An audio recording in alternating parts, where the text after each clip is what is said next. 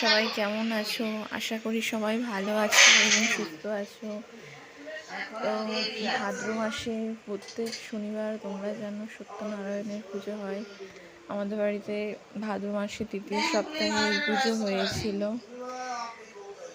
তোমাদের কাদের কাদের বাড়িতে এই পুজো হয় অবশ্যই ভিডিওতে কমেন্ট করে জানিও। আর যদি ভালো লাগে চ্যানেলটা তাহলে অবশ্যই লাইক সাবস্ক্রাইব করে দিও।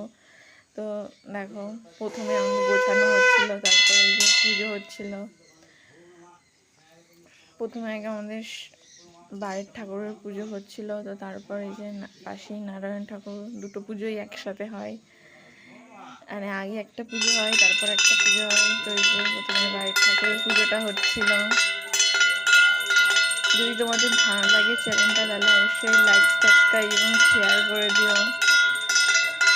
যেহেতু এটা আমার ব্লগিং চ্যানেল, তাই ব্লগ এবং শর্ট দুটোই করা হয়। তো দেখো ঠাকুরমশাই পুজো করছিল।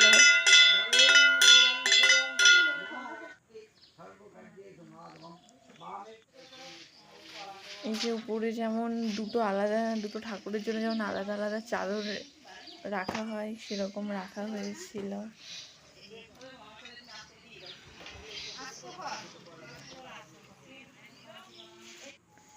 বাড়ির পুজো হয়ে যাওয়ার পরে এই যে নারায়ণ পুজো হয়েছিল, তোমরা দেখতেই পাচ্ছ।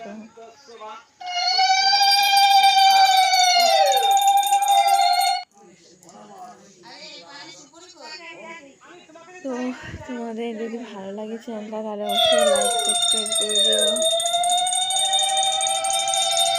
যেহেতু আগের দিন আমি ভিডিওটা দিতে পারিনি, পুজোর মধ্যে ব্যস্ত ছিলাম, তাই ভিডিওটা আজকে আপলোড করে দিচ্ছি।